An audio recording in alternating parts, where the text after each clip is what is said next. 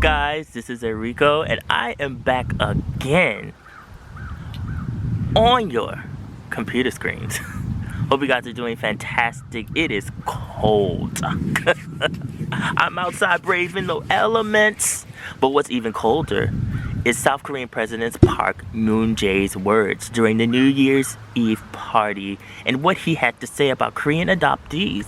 He claimed that if parents do not get along with their adoptive children, that they should be able to switch them out, just like you switching out shoes, just like you switching out clothes. And many South Korean people got mad at him, just like they get mad at a lot of things that he says. Or Korean adoptees were like, huh? Oh wait, you really said that? Okay. So they started this hashtag not a thing, and many of them have come together and they're raising their voices to fight against what he has said and also to demand an apology. A rep for Moon said that he didn't mean it like that. I don't know how that makes it any better, but I digress. The adoption system in South Korea can be very flawed. We see this on the heels of a case that was very massive that shook a lot of people. They will go and just give a child to anybody. They do not check over the background of the family or the people that they're giving these children to. And they will just be like, okay, take the child. Take them.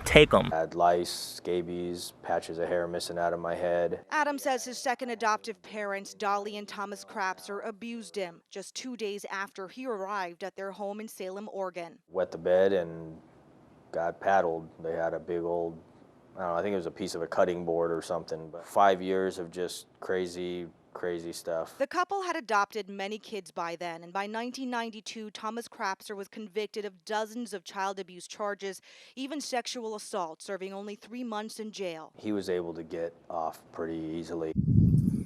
Because for every successful adoption, they get a payout. So this means the child could go abroad, the child could go anywhere, end up in a home where the parents are taking out their aggression on the child. And it's just horrible. And I think it's very important that a child receives love, that a child understands that who they are is enough, and to learn self-love. No matter if you are not the same race as them or not, no matter if you don't have a whole lot of money, no matter what you're going through in this life, that your child, that you take on the parent responsibilities, feels loved. You should always be there to try for that child. You shouldn't switch out a child like a child is a thing. Try to see what they are going through. Understand that children have memories and they remember who their parents are. They know the sense of touch. They know that, okay, I'm being taken from where I normally was and I'm in a whole new place. And they feel that. So there definitely needs to be understanding. It is so sad that so many children are treated like objects that make it hard for you to track down your original family. Because a lot of adoptees come from mothers that were single or that have children out of wedlock. A lot of these women give their children away. Sometimes they're young. That's when I started to get upset about the injustice of it all.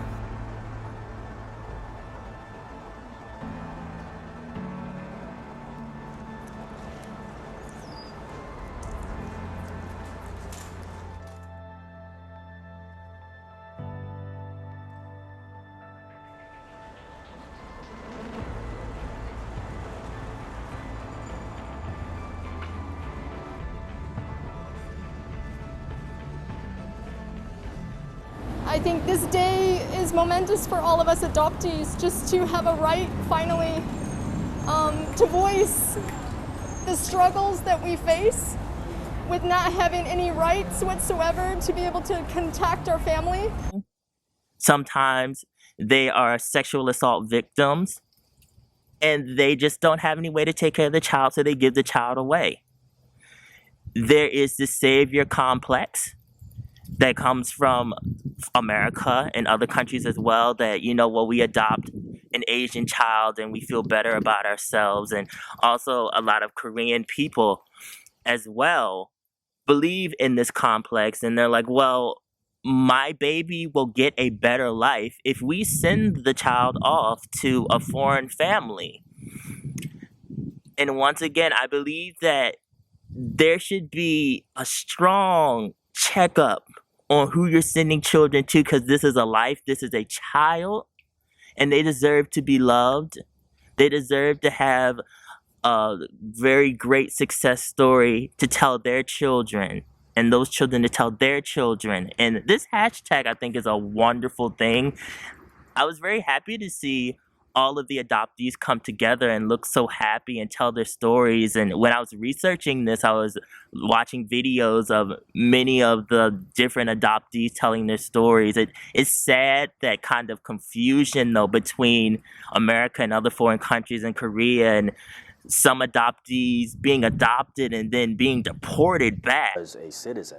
But Adam Crapser is not a U.S. citizen, and this father of 4 sits locked up awaiting deportation to South Korea. It's been really surreal. To understand his current problems, you have to hear about his past. Adam and his older sister were adopted from South Korea when Adam was 3 by a couple in Oregon. That couple abandoned the siblings years later, splitting them up. I'm like, what is going on with this?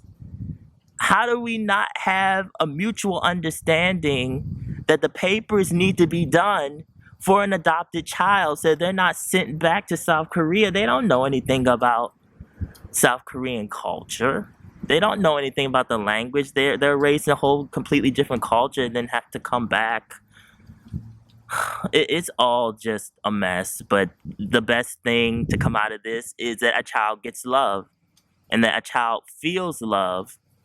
And that also a parent feels love from the child too. But a parent can't feel love from the child if the child doesn't feel loved, right?